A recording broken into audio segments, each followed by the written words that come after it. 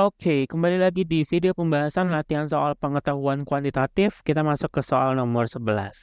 Wah, ini kita ketemu soal statistika, tapi di tipe analisis kecukupan data ya.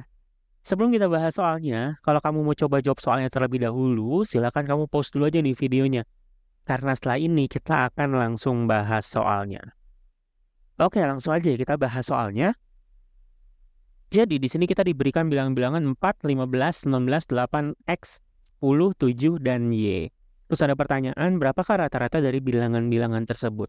Tapi tujuan kita di soal ini adalah bukan untuk menjawab pertanyaan ini. Tujuan kita adalah memutuskan apakah pernyataan 1 dan 2 ini tuh cukup untuk menjawab pertanyaan tadi. Artinya kalau kita pakai pernyataan ini nih, masing-masing atau keduanya, ini kita bisa ngejawab pertanyaan ini apa enggak, kayak gitu ya. Karena di sini ditanyakan rata-rata, nih rata-rata itu kan berarti ya jumlahin aja semua datanya, kita bagi dengan banyaknya data gitu ya. Jumlahnya berarti 4 kita tambahin dengan 15, terus kita tambahin dengan 19, kita tambahin 8, kita tambahin X, tambahin lagi 10, tambahin lagi 7, tambahin lagi Y. Dibagi dengan ada berapa data nih? 1, 2, 3, 4, 5, 6, 7, 8. Bagi 8. Nah, ini sebenarnya nggak perlu kita hitung ya. Intinya adalah di sini kita punya X sama Y yang kayaknya sih kita perlu tahu X tambah Y-nya berapa ya nggak? Jadi X sama Y-nya itu nggak perlu tahu berapa. Tapi nanti tuh ini kan jadi 4 tambah 15 tambah 19 tambah 8 tambah 10 tambah 7 bakal jadi suatu bilangan gitu ya. Terus ditambah dengan X ditambah dengan Y terus dibagi 8. Artinya supaya ini bisa terjawab, minimal kita tahu X tambah Y-nya ini berapa. Ya minimal kita tahu X tambah Y-nya ini berapa. X-nya berapa, Y-nya berapa nggak peduli sebenarnya. Karena dengan X tambah Y-nya aja kita tahu, kita bisa menghitung rata-rata dari bilangan ini. Yang ya sebenarnya kita nggak perlu sampai detail rata-ratanya dapat sekian gitu, nggak perlu. Tapi kita cukup tahu bahwa ketika X tambah Y-nya nanti ada, ya rata-rata bisa dicari gitu ya. Nah dari pernyataan ini kita coba cek satu-satu dulu. Kita cek dari pernyataan pertama, berarti pernyataan kedua ini kita abaikan dulu gitu ya. Jadi pernyataan pertama, kita punya X tambah Y sama dengan 25.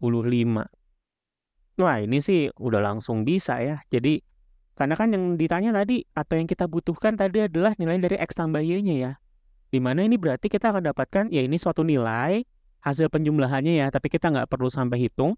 Ditambah dengan X tambah Y-nya 25 dan dibagi 8. Nah ini si suatu nilainya ditambah 25 pasti kan jadi suatu nilai juga dan bisa dibagi 8 dong. Artinya di sini rata-ratanya pasti akan ada suatu nilai nih. Dan nanti dia akan terjawab kayak gitu. Nih ya, pasti dia akan terjawab nanti di sini. Kita nggak perlu tahu berapa sebenarnya sih. Yang penting kita tahu bahwa ini pasti terjawab. Sehingga pernyataan pertama aja ini sebenarnya cukup untuk menjawab pertanyaan yang diberikan. Meskipun kita nggak tahu X-nya berapa, Y-nya berapa. Itu sebenarnya nggak perlu. Yang perlu adalah X plus Y-nya. Ini kita tahu nilainya sama dengan 25. Lanjut ke pernyataan kedua. Berarti sekarang pernyataan satunya yang kita abaikan. Kita cek pernyataan kedua. Ini ada X kuadrat dikurang Y kuadrat sama dengan 25. Ini bilangannya kita nggak tahu bilangan apa ya. Bisa jadi positif, bisa jadi negatif, bisa jadi bilangan bulat, bisa jadi sebenarnya pecahan juga. Dan kalau misal kita cek, bukan 25 tapi 75 ya. Kalau kita cek, ini tuh X tambah Y dikali X dikurang Y ya. Kalau X kuadrat dikurang Y kuadrat tuh.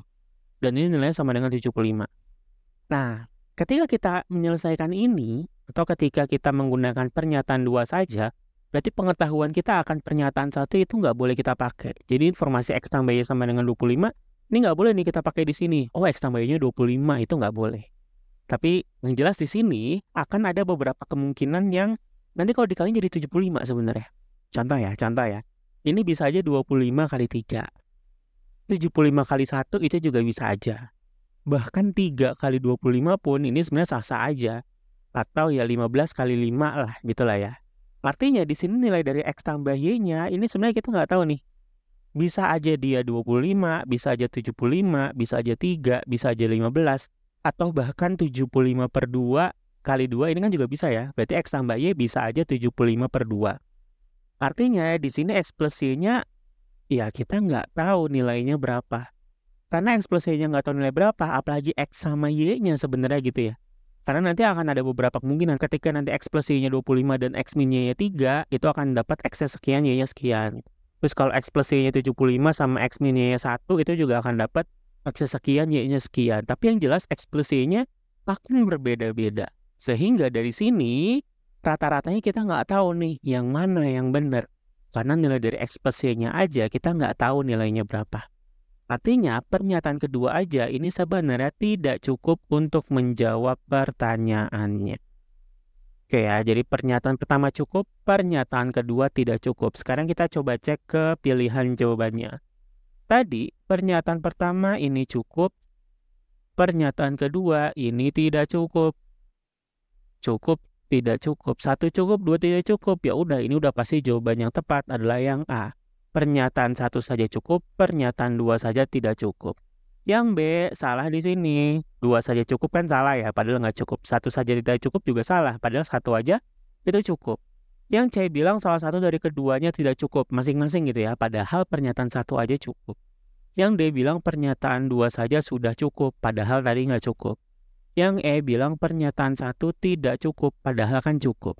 Itu ya, berarti B, C, D, E salah, sehingga jawaban yang tepat itu adalah yang A.